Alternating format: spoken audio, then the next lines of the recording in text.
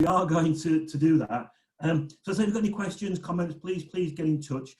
Before we get going, however, I've actually spotted a celebrity in the crowd, or not necessarily a celebrity, but the mother of a celebrity.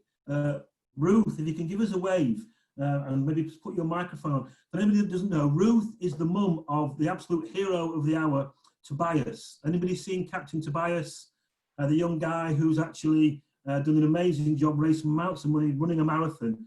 Ruth, just tell us, how are you and how is he? Can you unmute yourself and just tell us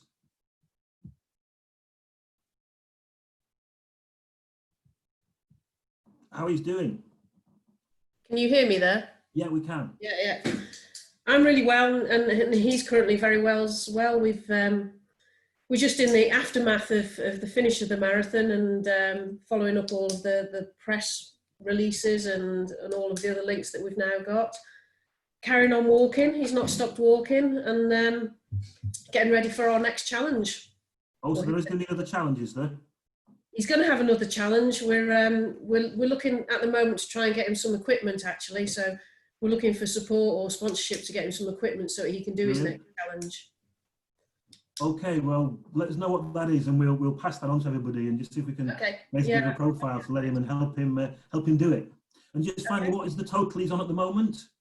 127,782 £. That's fantastic stuff, brilliant stuff. So I hope we give him all a round of applause for that, and please pass on our best wishes. So we're going to get started. And what I'd like to do, first of all, is just go to each of our three speakers and just tell us who you are, where you're from, and a bit about you. So Mark, can I ask you, please, just tell us a bit about you and your business? Hold on, Mark, you're on mute. Let's unmute you. Is that better? That's it, yeah. Great. Hi, everybody.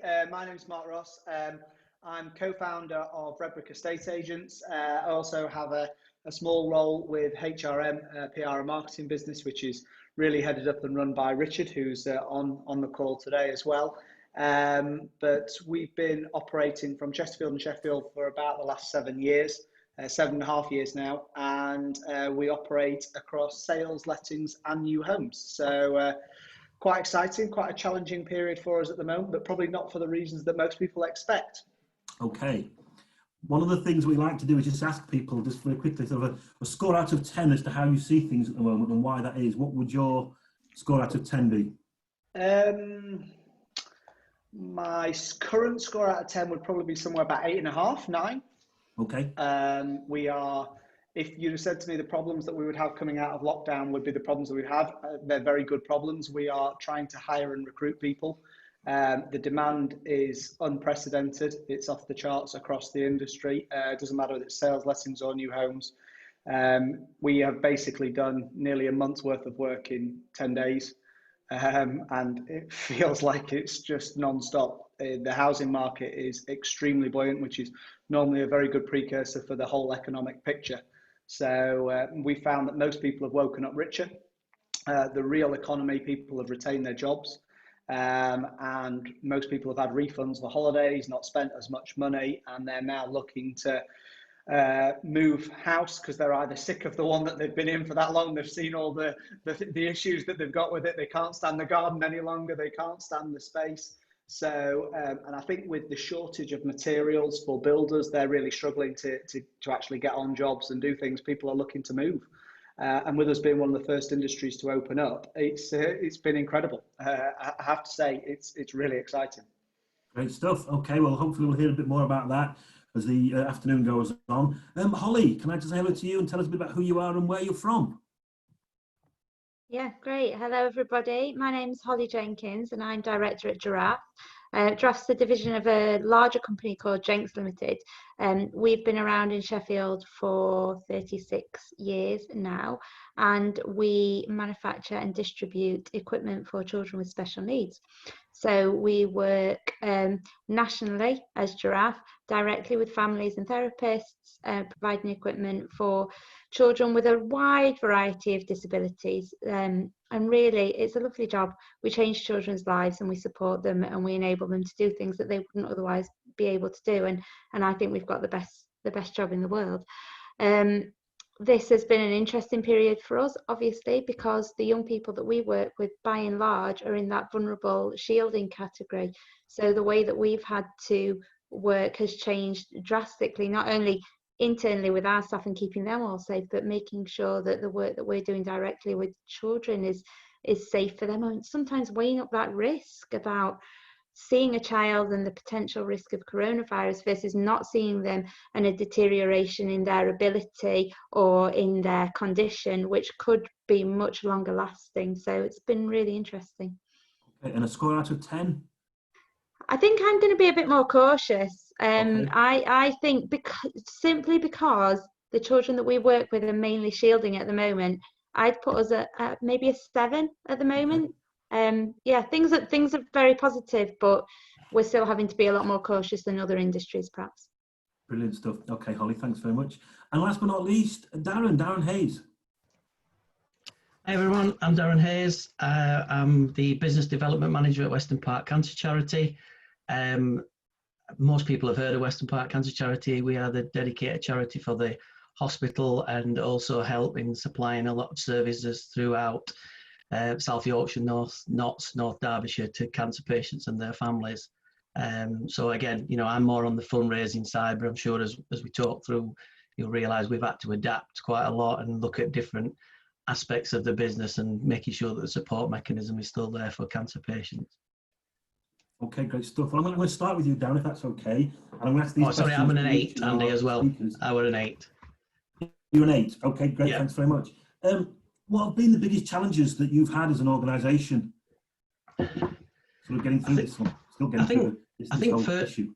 First and foremost, as a charity that was connected with the hospital and kind of made great strides over the previous few years, first and foremost, the biggest challenge was we was very lucky that we changed our IT systems very recently and allowed us to get everybody out and about working remotely, because it's something that I think if this had happened last year, we would have struggled with. So the first instance for us was very much get everyone out from the hospital environment and the care environment, get them working from home, get them working effectively, and making sure that the systems were up and running and be able to what we could with fundraising, do what we could, but B, mainly we have a lot of people that come through our centre daily, you know, who need support. That obviously the door shut, nobody could come in. We had to make sure that we got a facility that would stand up to that element, and you know, by having a centralised system that people could get telephone network up and running, that you could ring in on the normal numbers. We could do face-to-face sessions by Zoom or Teams. That was number one concern, and I think that moved very quickly to the fact that we'd got that set up, and also our SLT that worked as a team to get it, had that vision right from the start. This is going to be long term. We need to deal with it. We need to get out there, and the most important aspect of it is these poor families that are suffering like they are, and we can't afford to stop that care element and that bit of kind of having that support for them all along. I mean, from fundraising aspect, the challenge, obviously, you know, probably everybody's heard it throughout. It simply is the fact that it almost stopped overnight. You know, our income died, shall we say, in that way. Events were cancelled. A lot of people were doing things that would be, you know, tea parties at home and fun runs, and you know, your Sheffield 10K, your Sheffield, all of them are just gone. So fundraising overnight, and again, this applies to all charities, almost kind of froze. So we had to look at how we could adapt that if we could. And again, I think we'll come on to it later, the fact that we almost not abandoned fundraising but put fundraising on the back burner has helped us as a company to look how we do things. And yes, people will always want to fundraise, and we will need more people in the future, but the important aspect first and foremost was, as I said before, this care element and making sure that that's there. So virtually, we've managed to do a lot more than I think we expected. So there has been some virtual fundraisers.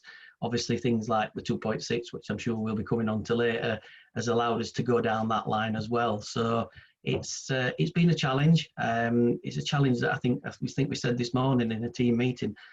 If you'd have said where we were going to be 3, 4, 5 months ago and what we were doing, we're extremely proud of what we're doing and still doing. And I think that's a key aspect for us. Brilliant stuff. Okay, thanks for that. And Mark, what about you? Sort of your biggest challenge? What was in this? I'm sure there's more than one, but what has been your biggest challenge or challenges, and how have you overcome them? I think initially, like everybody, it was probably a panic setting, and certainly for our industry at the very beginning, there was very little support from the government. That has changed throughout, and I think after the first couple of weeks, when the government sort of kicked in with the furlough scheme and the grants, I think it very much assisted us to move from sort of survival mode, which we thought we would be in, to really how can we thrive in the new era. And I think Darren said it earlier, this isn't going to be short term, this is going to be a long term thing that we're going to be living with. So very quickly we, like most people, started to live on Zoom and have lots of Zoom meetings, but really start to re-establish how we can deliver a service for our clients, help people move to where they want to be using different technologies. So we've embraced that. We've done an awful lot of virtual viewings. We've always had a keen eye on technology, so hopefully we're well placed for this anyway. The vast majority of our properties have what we call 3D tours. So that's where people can interact with the property without actually being there and going around and getting a really good look at it. The interest in 3D tours went up 1,000% during lockdown period. So we were always really confident that people's love of homes in the UK would shine through on the other side, and that has definitely come out. And I think people are really getting excited by how we've adapted. I mean, we did a virtual launch for our Sky House product at Waverley, which was amazing. I sat here interviewing the developer who was in his office, while we'd got Bo, one of our representatives, actually in the house walking around with a gimbal that she'd learned how to use a couple of days before, doing a virtual showing. We must have had, I think, 25 people on that. I think there are about 60 questions. We've sold a couple of them since then on the back of the virtual viewing that people have then organised private showings. So we've been able to cut out some of the unnecessary viewings where there might be a bit of contact risk. So we're only really concentrating on the most prioritised viewings, I suppose, the people that are really wanting to move, and we're not having to do anything unnecessarily at the moment, which is really great. That hasn't slowed demand. I mean, there are some properties in South West Sheffield that in the last 2 weeks that have had over 60 viewings, and there's been 4 of those. So the demand is frightening. Wow, interesting. Okay, well, and that's with doing that's with still doing all the virtual stuff as well. Yeah. So. And you were doing some of that virtual stuff before anyway, weren't you? Yeah, the 3D tours were available before, but people didn't really interact with them as much or didn't see the benefit as much. Okay. All of a sudden now, I think, somebody said to me the other day, it's a great saying, COVID-19 has changed absolutely nothing. It's just accelerated absolutely everything.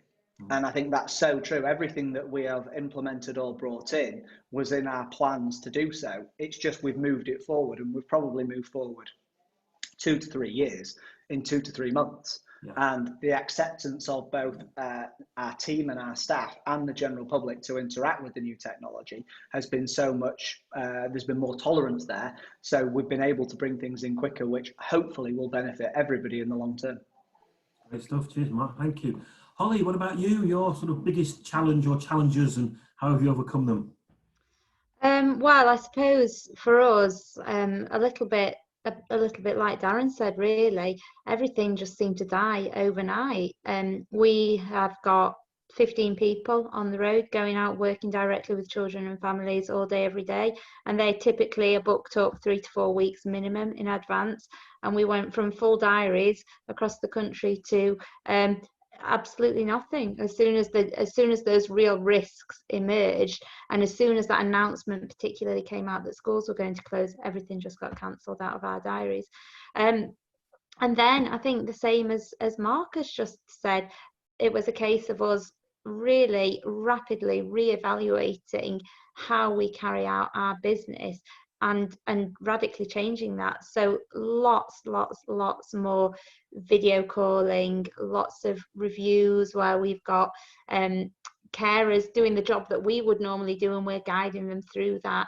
on a video call, and we've got the therapist dialing in as well, so they can see what's going on, which has been really interesting. And actually it's quite exciting, because it's meant that we've been able to reduce our lead times and become a lot more efficient as a business as well. I think moving forwards, being able to incorporate some of the technologies that we've been using now out of necessity is going to allow us to provide a much better and faster service to our customers and to the children moving forwards. So that's been an exciting challenge, a really interesting challenge. We've also had the other challenge of maintaining production throughout this as well, and keeping our factory going and continuing to manufacture, and making sure that we're keeping our staff safe and we're maintaining social distancing within our premises, and that has been an interesting challenge as well, and moving on to shifts and you know, changing processes so people aren't as close together. And again, it's refined the way that we're working in that area as well. Brilliant. And how have people reacted to change? You know, we often hear people say, oh, people don't want to change, and something we often hear. But how have your guys responded to change in terms of what you've done and how you've done it? They've been phenomenal. They really have. We adopted really early on a very communicative and open dialogue with our workforce. We've got just over 100 people work for us, and we started meeting as a management team daily right back at the beginning of March, before the schools were closed and all of that sort of stuff, in anticipation of this happening. And I think that really helped us. I think that we'd already established that dialogue then with our workforce. So when things really did start to change in a very fast and a very dramatic way, they were already looking towards, and they already knew that we got plans in place, and they were on board with that. And we've had loads of suggestions through. And I've got to say, surprised even myself, that we haven't had any negativity really. People have been really keen to keep working as much as they can. We've done a lot of internal work to make sure that people understand the vital role that we play in changing the lives of children with special needs. For some people in the business, they're quite removed from that. If you're working in the machine shop, for example, cutting up bits on the CNC machine, you might not see that. So we've done a lot of work so that people can understand what they're doing is actually making a difference. We were classified as key workers, and people really understanding that that's not just, you know, meaning that they can skip to the front of the queue at Tesco. That means that they're actually doing an important job, and they've got a role to play. And customers the same. You know, customers have been really great at working with us to find safer ways of providing what children need. So it's been a really positive experience. Brilliant, great stuff. Darren, how about you in terms of people in terms of their response to that within Western Park Cancer Charity? How have people responded to the changes and what you're doing? I would probably echo a little bit of what Holly said. It is, you know, I think what we've seen is we've had to be quite diverse with some of us skills as much as anything. You know, I mean, we've all worked within in kind of departments and doing what we need to do. I think it's been this collective for us. It's very much become a more integral team, shall we say, for argument's sake. It's, you know, I've been doing bits on marketing, whereas I wouldn't have necessarily done before. You know, Charlotte, who was on this call, you know, Charlotte's been doing calls to some of the care service side. So we've kind of more, because some things have had to stop, we've highlighted what's the important elements and then put people's skills into that. So I'm same. I've not seen lots of negativity. A lot of people have wanted to continue to work and offering to do more and kind of more diverse away from the role. So I think generally, you know, we've had, I think Ollie said, you know, we furloughed some people, you know, and some people are out of the business. So obviously there are gaps, and it's just had that togetherness and that team spirit that's really helped pull us through. And again, I mentioned it earlier on.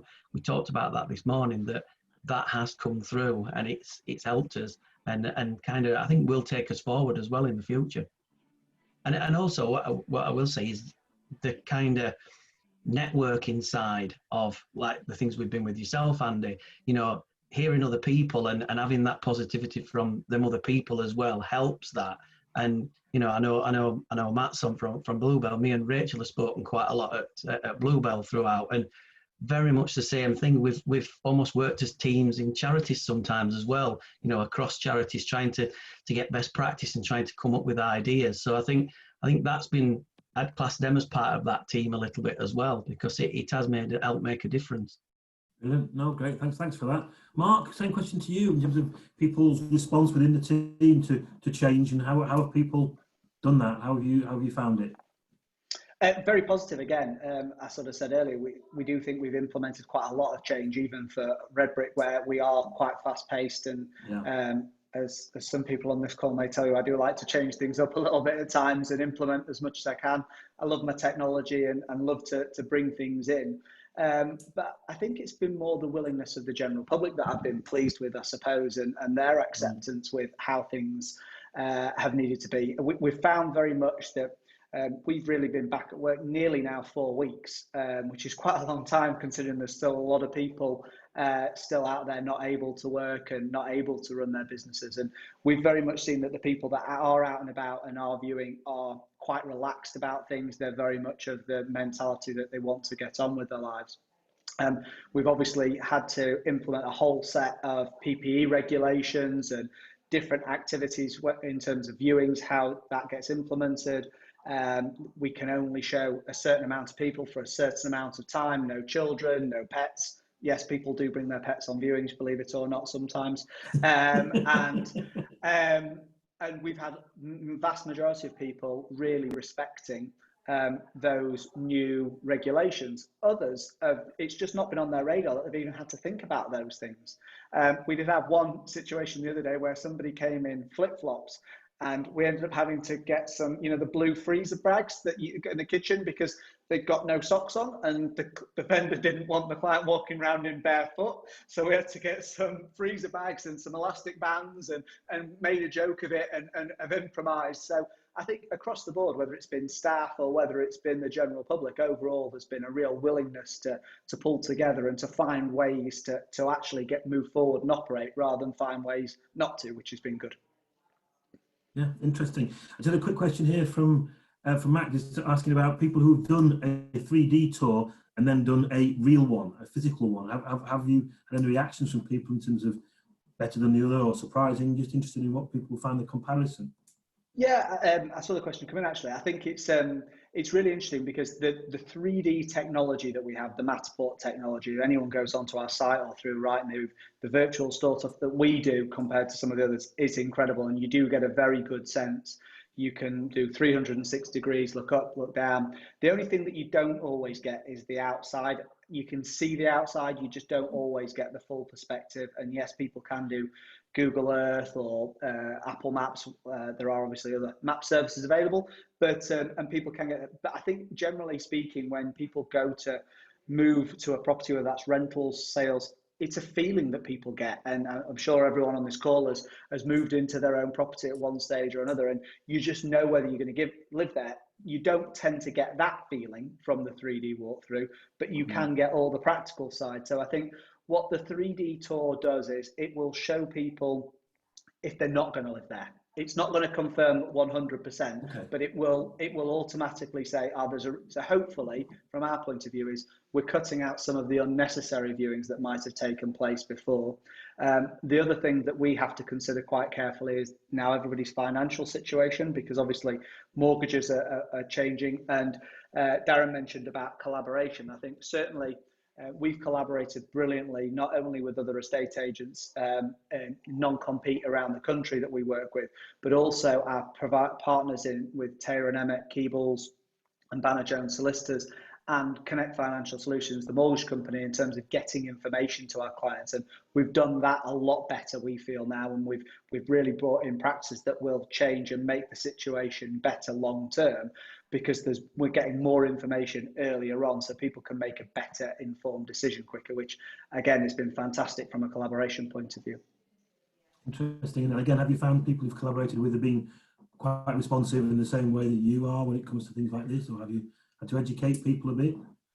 Yeah, I think the firms that we work with naturally are like that anyway. There have been a few that haven't perhaps wanted to embrace that quite so much, or perhaps those firms have kept staff on furlough longer than what we have, and so naturally they've sort of just fallen by the wayside because they've not been prepared to work at the same level that we have. Or don't get me wrong, this hasn't been easy. I mean, I think I've worked harder than I have ever worked in the last 12, 13 weeks than any point in my career. This has been the most challenging time, and we have reimagined our service, and there's a lot of other businesses that have done the same.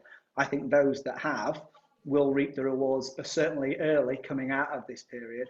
So it's not been an easy process, but certainly there's been a desire from everybody that we've worked with to find that common goal of making it easy for the client to find home, find where they want to live. What's been the key learning for you personally from all this so far? I mean,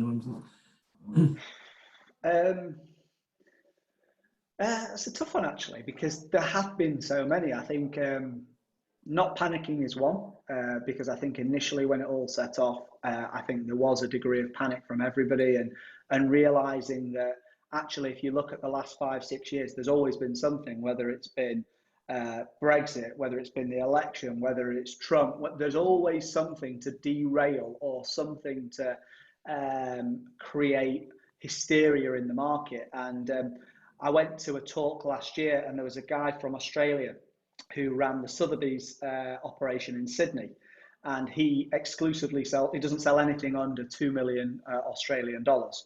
And his claim to fame is he's not watched the news in 3 years. wow. And he basically says, why would I watch something that's fake? And I mean, I'm not jumping on the Donald Trump bandwagon by any stretch of the imagination, but he says everybody has their agenda. Mine is to help people find their place in the world, help them find home. He says, really, what the economy is doing is irrelevant to those people that are looking to move at that point. And I think there's a lot of truth in that. I think you do need to watch the news and need to be aware of how people might be thinking. So I'm not probably going to that level of extreme. But the misreporting that's been in the national news over the last 4, 6, 8 weeks, I think has been scandalous. And since I stopped watching the news quite so much and just picking the headlines out that are relevant to me, I've felt more confident, felt more in control, and stopped worrying, actually concentrating on the things that I can control. And we've reaped the rewards from that, because the activity levels, as I say, out there, people want to actually move. You wouldn't believe that by watching the national press. Interesting. Okay, thanks for that. Holly, how about you? Sort of key learning for you so far, what for you as an individual and or as an organisation? This is a tough question, Andy. Key learning for me. I think that that when they want to, the NHS can actually move more quickly than they'd have you believe. Working closely with the NHS, you find that it can be a very long and drawn out process, and especially when you're trying to implement change and change for the better through the NHS. I mean, some of the initiatives that we've been able to launch, like the video service that we've been able to launch in a matter of days, are projects that we've been working on for years and not got any traction behind. So I'm not saying that I'm hoping for pandemics in order to push through innovation in the future, but I'm hoping that will be something that the NHS wake up to and see that actually they can improve their service and we can provide better care to patients in all sectors.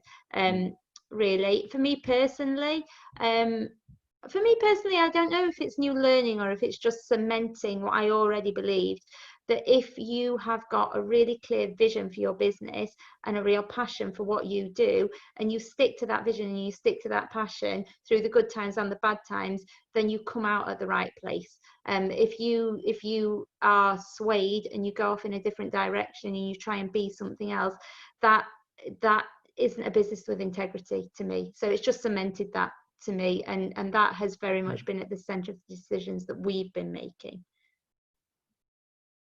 Brilliant, great stuff. No, thanks for that. Excellent. Darren, how about you? Key learning for you from you as an organisation or as an individual so far? I think from a personal perspective, first and foremost, I've learned that I can work from home, because I always used to struggle working from home in some respects, and I've had no choice. But yeah, definitely can work from home. And I think for us as a company, a little bit what Mark touched on in some respect earlier on, in terms of adapting and changing, but actually been able to implement things a little bit earlier. Some of the things we probably are doing, we probably have talked about, and it's almost been the virtual aspect of delivering services, so somebody doesn't have to walk into Weston Park and travel from the other side of Doncaster or Bassetlaw, to actually have a system in now where, all right, it's not probably as good as what we'd have wanted in the future, but actually somebody from Bassetlaw is speaking to one of our specialist nurses, and sometimes by video, sometimes, and actually getting the outcome that they would have done coming in. So I think Mark were right in the sense that you've kind of brought things forward and had to bring things forward. And then I think, you know, the flip side of it is knowing this, what's out there. I mean, I don't know how many of us are on here now, but, you know, how many of us regular have used Zoom previously, or even Teams videos before? So again, it's kind of proof in the pudding that it can be done. And certainly from my point of view, what I'll probably change is, you know, the way I interact with people, not necessarily always face to face, could do this a lot more, and it'll help you to plan your time better sometimes and give you more time to concentrate on the more interesting aspects. I mean, I think we've reflected it on 3D. You know, me and Charlotte used to go regular to a customer in Redford, you know, probably 2 or 3 times every 3-4 months. Travel an hour and 10 minutes there, travel an hour and 10 minutes back for an half an hour meeting. We've done it once already on Zoom, had the same outcomes and done it in half an hour. You know, for me, that is vital, especially when you get home at the end of the week and you just go, God, where's this week gone? And I've used all my time up. You know, for me, every business can add some element of that, what they'll probably learn to it, and help them in the future as well. And obviously help, you know, use your time in the right way, in a sense. And how have you coped with people working from home? I mean, as an organisation, in terms of how you've dealt with that. And again, do you think that's something that's going to carry on as we move forward? I mean, don't get me wrong, you know, as soon as we can get a support centre open and people can come in and have that one-to-one, I don't think there'll be any doubt on that. And same from a fundraising point of view, we want that back, but certainly it's not held us back in some respects. And, you know, I do think not every one of the company will work from home more, but I certainly think we've already started looking at how we emerge from this and what we change and what we don't change. And, you know, there are certain people that wouldn't have to travel in from Barnsley and Wakefield and Castleford. You know, one of our staff travels from Castleford every day. You know, it's a long commute in and out when a lot of her work can be done at home now, and we've probably realised that. So again, I think we've adapted well. You know, there are certain things that we probably do want back face to face and need it, especially, as I say, from the patient delivery and service. But there are certain aspects, certainly in my job, that providing the people you're speaking to are happy to do Zoom, which I think, again, a lot of people will be, I think it'll change it dramatically. Mark, how about you? What's your sort of view in terms of how your team have adapted to working from home, and whether some of that will carry on in the future? Yeah, I think undoubtedly it'll carry on in some form. I think that it's really interesting how people reacted, certainly in the initial stages. Some people were very much enjoying being at home. Others found it very, very difficult for a number of different reasons. I saw a question come up on one of the chats about, do we think home office spaces might become more relevant? And certainly we're very heavily involved in new homes, and in a lot of our new homes developments, we've tweaked the studies that were there, or tried to create studies straight away, because I think that's going to be a big selling feature going forward. But I also think that there's an element of collaboration that you do miss when you're not together. So while there are times you can be more effective and more efficient at home, just that single knowledge or a look or hearing of a conversation does mean you can get things done that little bit quicker. The amount of time, Zoom is great. I love it. I mean, I saw my dashboard the other day on how many thousands of minutes I've now spent on there, and I was like, Christ, I'm never getting that time back. But it is good, but it does take longer, I think, for a lot of things. There's a lot of inclusivity with it. It's great. However, it does take that little bit longer, I think, to do some of the transactions. So while I think it can be used for a lot of things, it can't replace everything. And whether that be the point of sale, whether that be that actual relationship building. And also one of the things that we found when you're trying to recruit, hire and train is how you do that remotely is very difficult. If everybody's sat at home, you can't exactly invite them into your home to suddenly train them sat looking at the computer. So we've had quite a few interesting valuations where we're trying to do a presentation to the client, normally on our Mac screens, normally you sit quite close and show them. We've actually set up a Zoom meeting in their home. They put it on mute. We're sat at one end of the table, they're sat at the other, they're looking at the Zoom screen. So you can use it in creative ways, but I think it will never fully replace that human touch. Sure, no, see that, thanks for that. Holly, how about you in terms of your guys working from home, how it's gone, and you sort of envisage that carrying on in the future? Yeah, 100%. We've found it really successful, actually. Of course, there have been some challenges, but vastly by and large, our workforce have really embraced working from home. They are telling us that they're finding a better work-life balance. They're really enjoying the flexibility that it gives them. And our people in general don't commute a long distance. So it's not that they're saving huge amounts of time on the commute. We've never used video conferencing really at all. So it's been completely new to us in our business. And whilst there are some challenges, they're mainly connectivity challenges, and outside of that we found it's been really successful, and I've been really surprised at how well it's worked in terms of the work that we do directly with the children that we provide equipment for. I was quite skeptical really as to how well we would be able to conduct the type of work that we usually do, very much face to face, very close with the children over video calls. And whilst there are some things that we will absolutely have to continue to go out to do, probably 40 or 50% of the calls that we have been doing face to face, we can quite easily and very, very effectively and much more quickly do over video calling. And I think that in a standard day, working the old way, going out to see children, we would perhaps have seen 4, maybe 5 children a day. I think we can double that when things are all set up and running, and that's massive. I mean, to be able to help twice the number of children potentially is huge for us. Sure. And this is a question that was prompted to Mark, but I'll ask all of you in terms of sort of the changes in your customers in terms of their expectations and what they need and how they're doing things. How are you sort of seeing any particular big changes in terms of customer behaviour, and certainly how it will be in the future? Well, I think I already alluded to the fact that I've seen more change in our NHS-based customers in the last few weeks than I have in 10 years. And that's been really positive, and it's been great to see them embrace those technologies, and that's fantastic.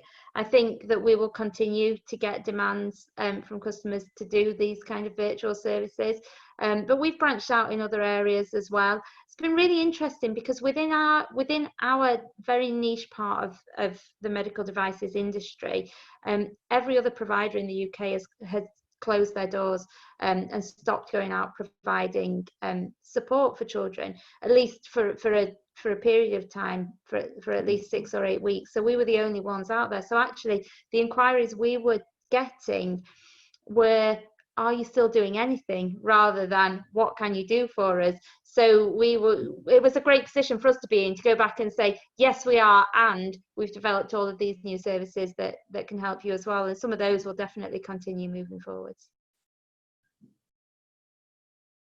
Interesting. Darren, how about you? And obviously you've got sort of, I use the word customers very lightly, but you've got patients, you've got people that work with you.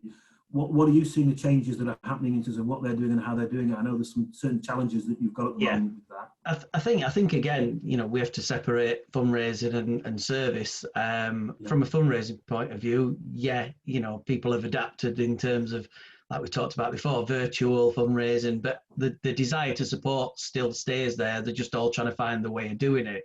I think the services and the interaction with the hospitals where we've seen the biggest changes, obviously we have a set display, shall we call it, of services, what we provide through the centre. We've had to adapt them, but we all of a sudden have hit new elements in terms of, we're doing food deliveries. Some of the people are shielding, can't come in for appointments, so we're now having to look at food and pharmacy deliveries.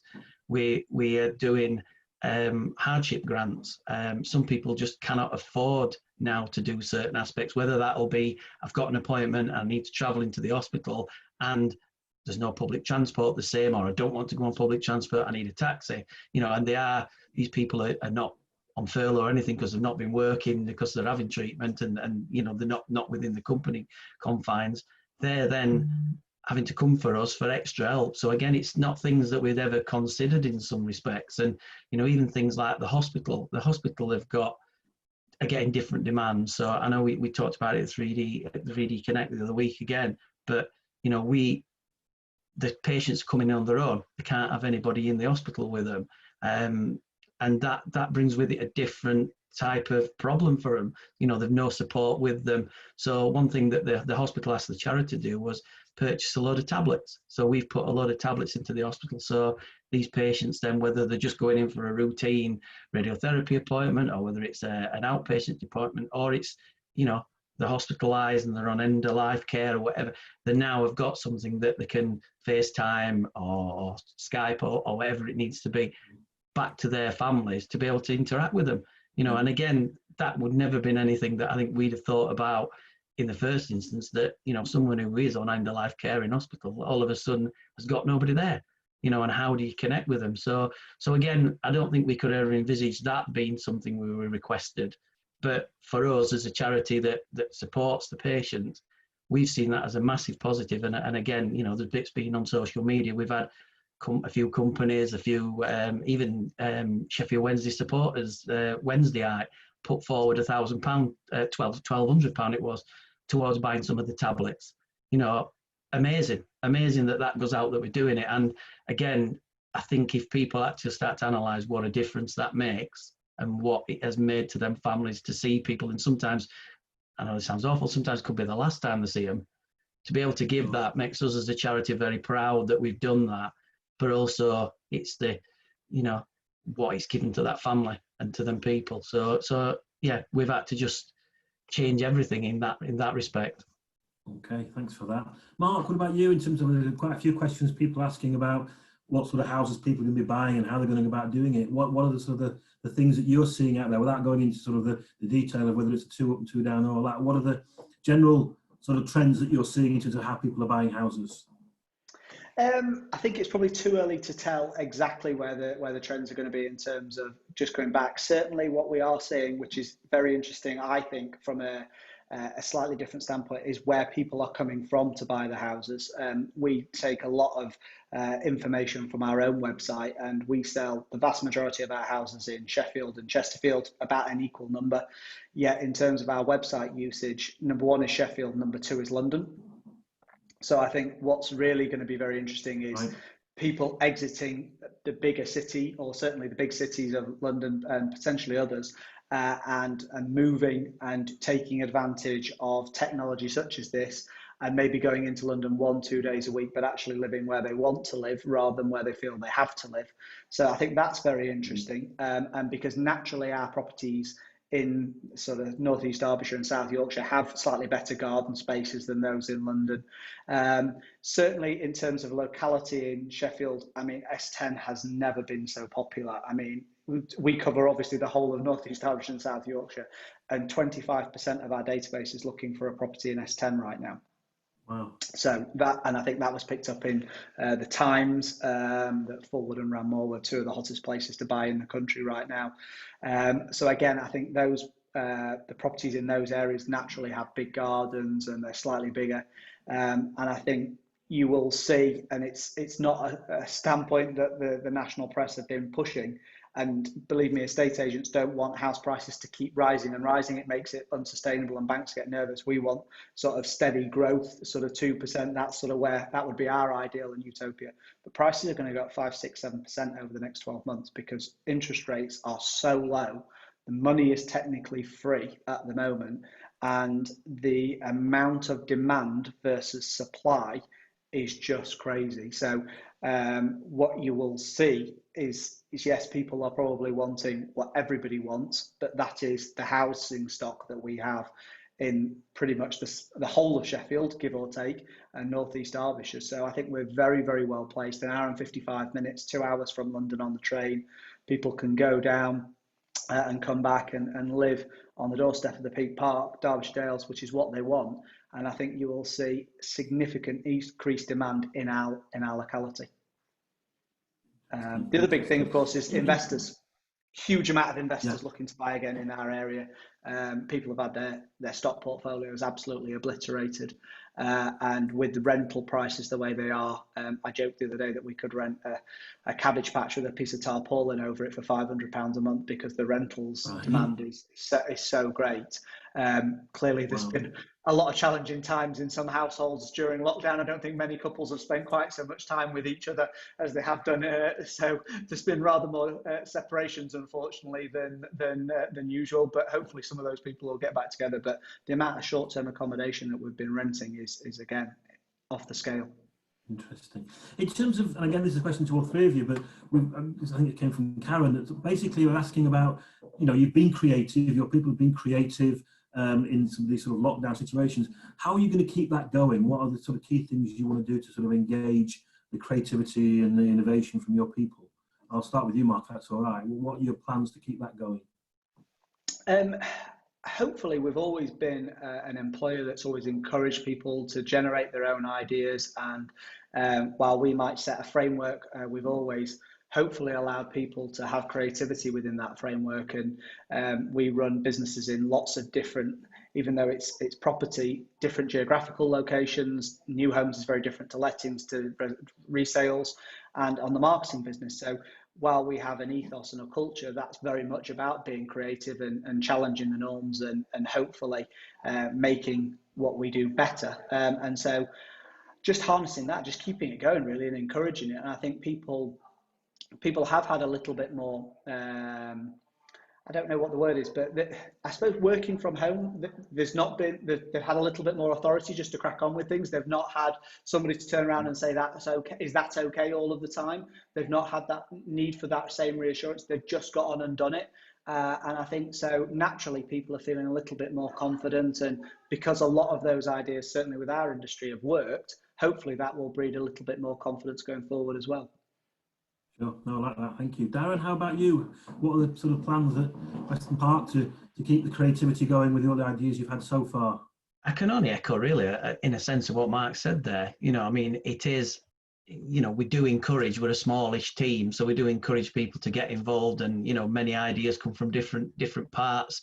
I think where I'd slightly change in a sense is the fact that within this lockdown, like Mark said, that people have had more authority. What I've seen is people, like we talked about earlier on, going across the roles in a sense, and we've seen great creativity from some people who are not necessarily marketing that can feed into marketing. And I think talked earlier on, and that's my learning in the sense that people's skills are not just inbred into them in the sense of that's your role and stay with it. It can go beyond. So I think the creativity, providing we allow it, and I think that's the key to it, that we don't go back to the day-to-day in a sense and the back to what we were before. I think if we can keep that element of there, I think we can still be creative. And I know already, with plans where we've been looking at for next year in terms of how do we change this, how do we make this more, and again, the other side of it is the amount of times I think within our business we say, I wish we'd time to sit down and review and look at things, and probably lockdown's allowed us to do that a little bit.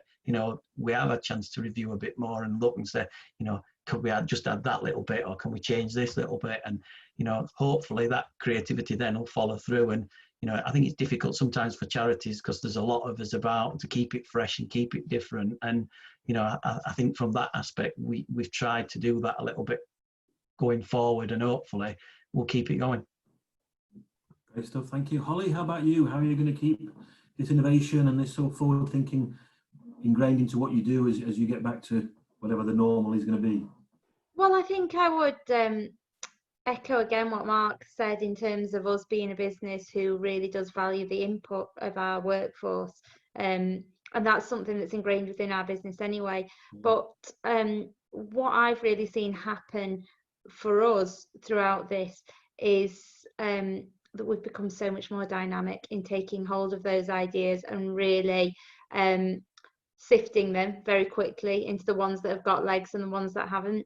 and then running with the ones that have. And we've done that by really giving people much more ownership over their own ideas, whereas in the past people have come with an idea and we've sort of batted it about and then said, well, maybe we can fit it into the plan in 6 months' time, and it's a great idea, but we'll wait until the time's right, or until so and so's finished their project and they can take it on. And this has really pushed us to say, this is an issue that we've got now and we need to deal with it now, and you had the idea, you've got the vision for how it can work, so if we can give you the autonomy and some resource to let that play out. And it's been really successful for us. Right back at the beginning of this, we heard that non-emergency surgeries were being cancelled, and that's had a big impact on the population of children that we work with, who often are awaiting surgery that would be classed as non-urgent, but certainly is critical for them.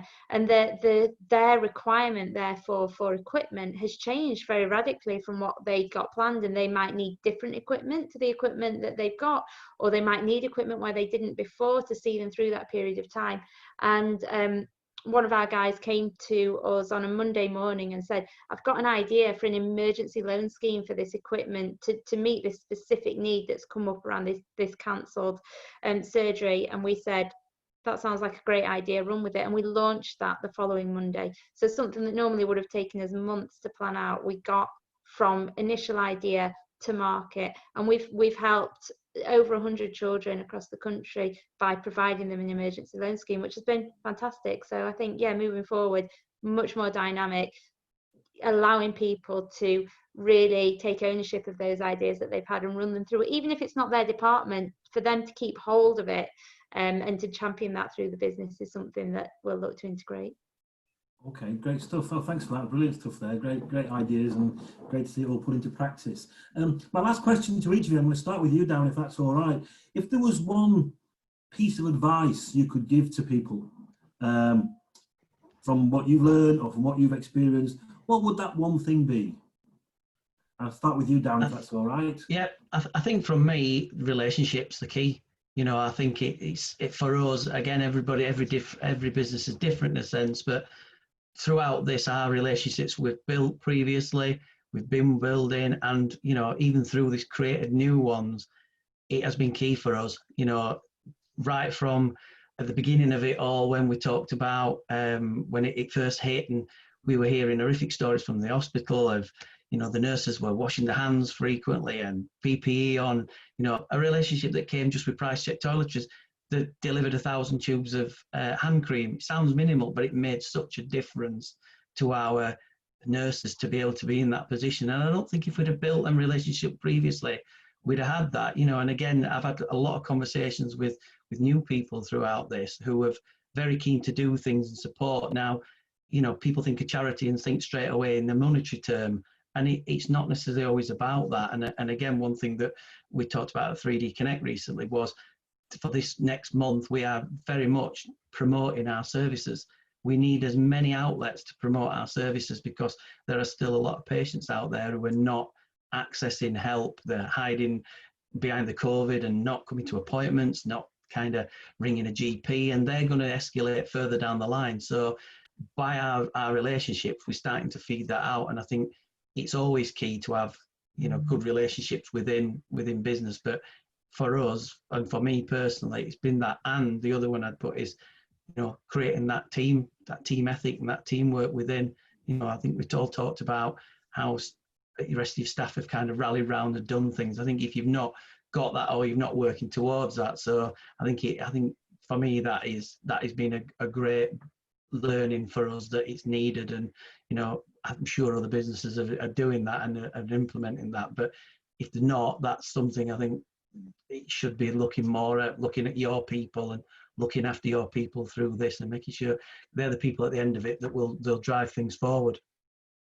Fantastic, thanks for that. Mark, how about you? What would your one piece of advice be, or one sort of pearl of wisdom? It's probably to try and do something different. I would say, something different to what Darren said, because I think what he said is exactly right. But I would also say, and I suppose it's something that I think that generally in America, they tend to do better than us.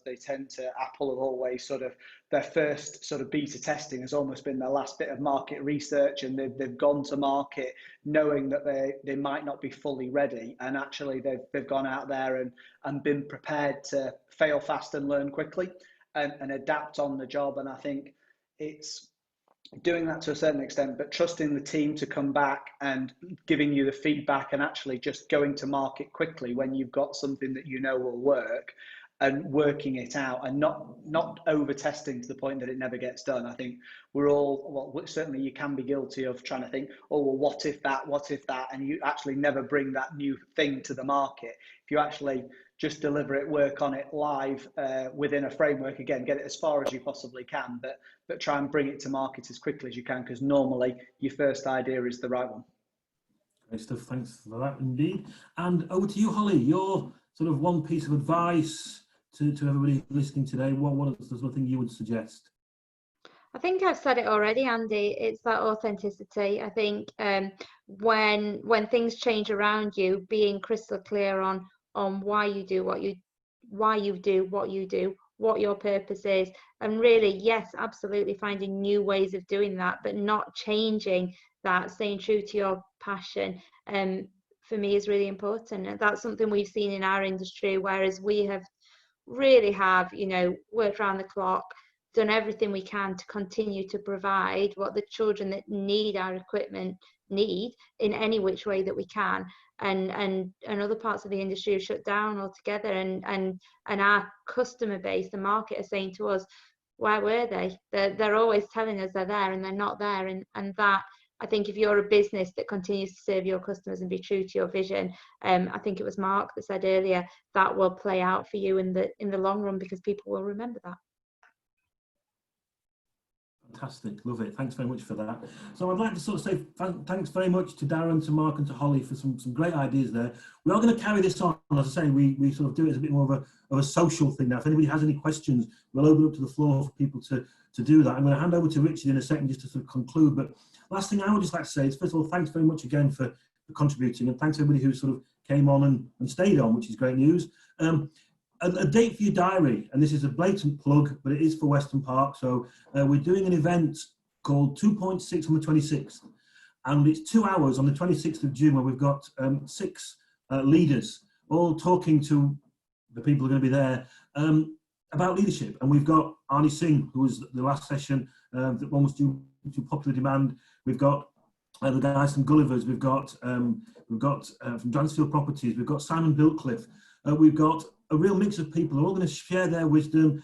2.6 on the 26th is going to cost you 26 quid. All the monies will go to Weston Park, and we'll send you some details about that. We would love to get as many people as possible just to highlight what's going on in the area and help people learn from that and build on what we've talked about. But I'd like to say again, first of all, thanks Mark, thanks Darren, thanks Holly for that. Hand over to Richard, and then we're going to be taking any questions and comments that people have got. Thanks, Andy. I'll just keep this very quick, because I think there's quite a few questions probably still to be asked to the guys. Thanks to you, Andy, for hosting it again, much appreciated, and to Darren, Mark, and Holly for taking part. As a person that runs a PR agency that has got a couple of clients speaking today, it's great to hear you speak, and I know how hard you've all been working over the last 12 weeks, and from our perspective, we're very sort of proud of what you guys are doing. It's great to work with you. Just on that kind of theme as well, I just want to give a little shout out to the Unlimited team. I think we're now putting together our 5th edition during this period, the sort of the pandemic, and I know how difficult it's been to from Dan's side to work with the advertising and just get the stories in. It's been an unbelievable effort, and hopefully we've represented the Sheffield City region by getting information out to people and keeping I suppose the business world alive with the stories that we're doing. We've got a cracking front page lined up for July already, so that's going to be brilliant. But the June edition is out there online at the moment, so if you visit the Unlimited website, we've got a great feature with Dame Sarah's story about active travel, and loads of good stuff about the return to work as more and more people are kind of coming back. We've got a piece of Mark, we've got Richard Smith from Keebles, Jay Bahani as well, who's on this call. So there's loads of things within the current magazine that are useful. and very much looking forward to the July one. I'll just pass on to Dan, because I know he just wants to speak a little bit just about what's available from that side. So Dan's a guy down there that's just had his hair cut that he was mentioning earlier. So just finish off with you, Dan, then we'll just go back to Andy. So thanks ever so much again. Oh, just one final thing. The next issue will be a printed issue. We thought it's very important to get that back up and running again, as people do come back into the city and do return to their offices, that there's a physical copy of the magazine that people can pick up, and hopefully that's our small way of sort of people returning to a little bit of normality, that can go and grab a coffee and actually read something while they're in their offices as well. There's a question there, Richard. Will people be able to get it posted to the home like you did before? Yeah, I don't see why we can't still be doing that. Yeah, definitely. Just drop us an email and we'll sort that. Great stuff. Thank you. Dan, over to you, sir. Yeah, well, I mean, it's quite early on in the sort of lockdown. You saw a lot of people being incredibly generous with their sort of products and services, wanting to help everyone, and we wanted to do that as well. I just also demanded that we do something that helps us at the same time. So we came up with an idea of doing basically pay what you can advertising. So it's sort of like a marketing honesty box. So if anyone does want to sort of appear in Unlimited and get their information out there, well, in a nutshell, you can kind of tell us what you want to pay for your first month's advertising. We're a bit limited, obviously, in space, because especially with the print issue, there's more costs associated with it. But we have got some spaces available. So if anyone is wanting to sort of take part in the latest issue and get in there, essentially you tell me what you want to pay for it and we'll book the space out for you. So yeah, it works both ways. It's been quite a good sort of little scheme. It's one I think we're going to continue doing for the new advertisers going forward, so we can see how it works, almost like a try before you buy. But yeah, that's how it's working. If anyone needs anything from Unlimited, if there's anything people want to pop in it, then just give me a shout and we'll talk about the best ways of doing it and how we communicate the right sort of message for you. So yeah, cheers everyone. Thanks everyone for joining again. I'm looking forward to seeing you in person. That's great. Thank you. So really what I want to do is just open up to the floor if anybody has got any questions. If you could maybe just raise your hand and I'll see if I can see you. Tell us who you are, where you're from, not necessarily a huge blatant advertisement, but just tell us who you are, where you're from, and who your question is for, and we'll take it from there. Does anybody like to start us off? I'm just looking to see if I can see anybody's hand going up anywhere.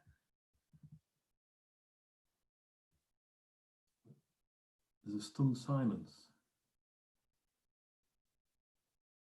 I can't see anybody. Anybody? Oh, go on, Natalie. Thank you. Hello, it's Natalie Wilson at Proactive Insurance Brokers and Risk Managers. Another question for Mark, if that's okay. You touched on it slightly. Do you think we should be ignoring the news, the property news? That's saying that, you know, house prices are going to go down by however many percent in the next however many months. Something that's on my mind, that's all. So I just wondered, should I be ignoring it? I think you should always look into where the news is coming from. And you should always look at the agenda of where the news is getting their sources from. And I think that's why, particularly local news, and obviously Unlimited is a great source of that, but local news or people with local expert knowledge are the best people to speak to. If I see the Daily Mail quote Henry Pryor one more time, I'm probably going to scream. Henry Pryor is a buying agent that gets paid by his clients based on the discount that he achieves on their purchase. And they are using him to quote the housing market. So his agenda is to get house prices down, is so he can actually go to the clients and say, look, house prices are going to drop. I'm going to give you £900,000 rather than £1 million, or 150 rather than 180. So his agenda is absolutely to get the housing market to come down in value. Now, that's his agenda. That's absolutely fine. But be honest about it. Our agenda is to help people move house, live where they want to live. I said earlier, house prices shooting up for us is not actually a good thing. It causes a bit of uncertainty and chaos in the market. My own view is that the house prices are created by supply and demand, and with the caveat to that, the velocity of money or the availability of money and the cost of that money. At the moment, there is a shortage of supply. There is cheap money and a lot of it. So naturally, when that happens, house prices will probably rise. I noticed a question earlier about should we not be encouraging more affordable housing?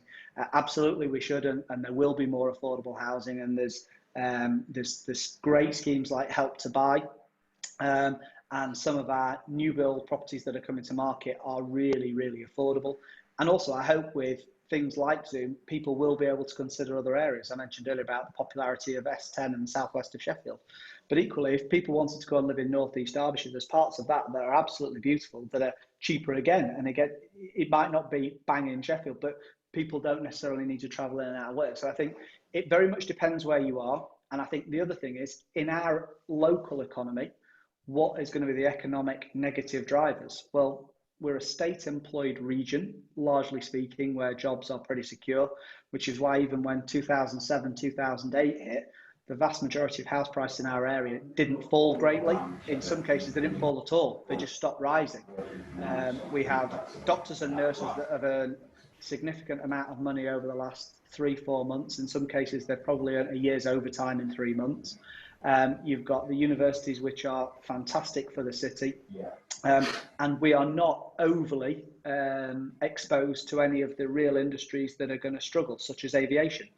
It's not like we're immediately on the doorstep of Gatwick, where some of those communities, their entire employment is based around the airport. So I think locally, we've got a lot going for us. And then you've got the influx of potential buyers over the next 12 months from other regions. So house prices, I think, are going to go up. It might not be a popular opinion, but it might be popular, I don't know. But I think by this time next year, you'll see house prices 5 to 6, possibly even higher in some areas, and greater.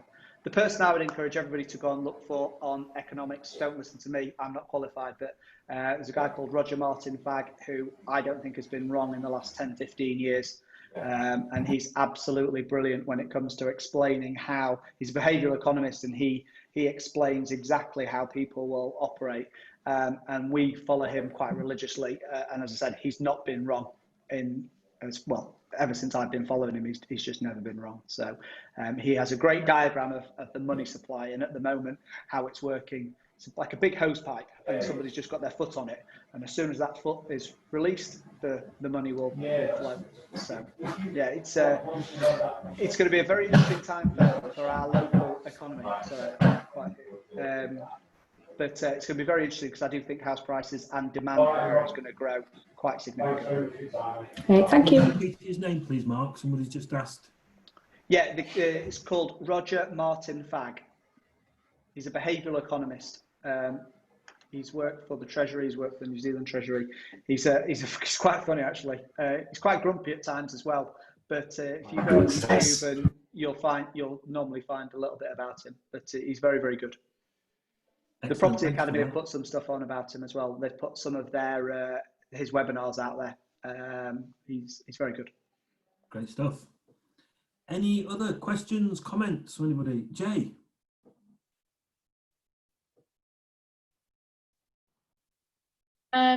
Yeah, thanks, Andy. I don't. It's really for Mark or anybody else that that shares my concern about commercial properties in the city, because, you know, immediately before lockdown, it was just feeling so busy. There was so much building going on, and certainly the clients that we deal with, so many of them are saying that actually they're going to look at longer-term home working, and you know what's going to happen to all these commercial properties in the city, and that, you know, any of us that own commercial properties, that there's a concern there, isn't there, about the value of those.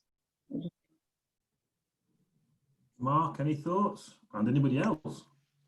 I'm happy to answer it. I'll caveat it and say my knowledge of commercial property is probably less than Jay's, but from the only thing I would say, on a personal view, is we very much welcome being back in the office, and so have our staff. And I think that while there might be a greater flexibility in terms of some people being at home some of the time, I still think culture is created generally in the workplace. And so I think that people will need an office space. What that office space looks like, I'm not quite so sure. And I know obviously with Heart of the City coming and delivering a lot of grade A office space, but having spoken to the guys at Queensbury quite frequently recently, they're not seeing any lack of, they're not seeing anybody pull out of deals that I'm aware of in that space. and it's questionable actually whether you'll need more space or less if we have to continue with social distancing rules. The building that I'm in right now normally houses 25, 30 people, and we can probably accommodate 15 to 18 people comfortably as it stands at the moment based on social distancing. So we're actually looking from January onwards to actually increase the amount of buildings that we have, not decrease. So I don't know, that's just us. Might be somebody else might have a different idea. Anybody else? Any thoughts or views on that one they want to put forward? You stunned them into silence. I think lots of large organisations are really going to be sitting with empty properties or virtually empty. So you hear about a lot of banks are talking about not getting people to work from the office for quite a long time because they've already put the investment in to home working. You know, they've injected so much into that in such a short space of time. So my fear is that we probably will see some big buildings you know, empty for a while and struggling. And then the knock-on impacts, so one of my colleagues deals with unpaid rent and helps landlords and tenants. And so we're already seeing a lot of that, loads of arguments about, you know, how the government aren't going to indefinitely be able to hold off enforcement of unpaid rent. So I don't want to be doom and gloom, but, you know, I think that's a bit of a concern. Richard? What we'll try and do, we'll try and get to speak to somebody. Probably my editorial team will probably be killing me for saying this, but we'll try and hunt somebody down and get a piece either put up online or in the next issue of the magazine and say, look, we've had inquiries about commercial property. There's massive interest out there. Can you give us some? It would be nice if there was someone on the Zoom chat now that was an expert in it. But yeah, we'll do our best to try and get somebody and get it either online or in the next issue. Just one other thing on that there, Richard, and it's probably relevant, Jay, especially on some of the bigger buildings. I think that long term, our city centres will become places where people live as opposed to necessarily where people will work. And I think that you will see greater amounts of people and businesses actually repatriating office space into habitable space. And so you might see active frontages on the ground floor where traditionally shops and offices have been, and then upstairs offices or showrooms have been upstairs get converted, as you see in a lot of other cities, into actually residential. And I think that's what will be the saviour of the city centres, is actually creating a living environment rather than necessarily just a working or retail environment. I think you'll see significantly more businesses changed. And obviously under current planning laws, they can do that really easily. Fine. Holly, I know you just put a note you've got to go. So has anybody got any last final questions for Holly before she goes? Because I want to, if not, I'll say thanks very much for your contribution. It's been wonderful. If anybody has got a question they want to find there, please let us have it before she goes.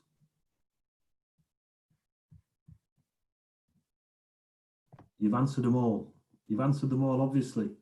Wonderful. Thank you very much. It's been a pleasure. Good to see you. We'll see you soon, hopefully. Thank you. Bye. Any more comments, questions for anybody? If not, we will let you get to watch the chase because it's starting soon. Sorry. Anybody got any comments, questions, thoughts they want to share with everybody? Here's your chance. Well, we'll say goodbye. Thanks again to our fantastic speakers. Keep your eye out for that 26th on the 2.6 and 26th date. We will send you links through to some of the things that people have mentioned so that you get those. And obviously keep your eye out for Unlimited magazine coming through your doorstep and or available at all good booksellers and places that's needed. And I'll say thanks very much for your time. Keep safe, keep healthy, keep thinking in 3D, and we will see you all soon, hopefully. Take care. Bye. Thanks, Andy. Take care, everyone. Cheers, guys. Do we need a quick picture? I just realised, is everybody waving? Did you get the picture? I think we've missed it, mate. I think he's got. So Andy, I managed to get one. I managed to get one, mate, last minute, so it's all right. I managed to get one earlier on. But, okay, that's good. Yeah. Cheers, guys. Thanks a lot now. Thanks a lot. Bye. Can we just do a private chat now? So. Cheers, everyone. Thanks again, Andy. That was cracky, mate.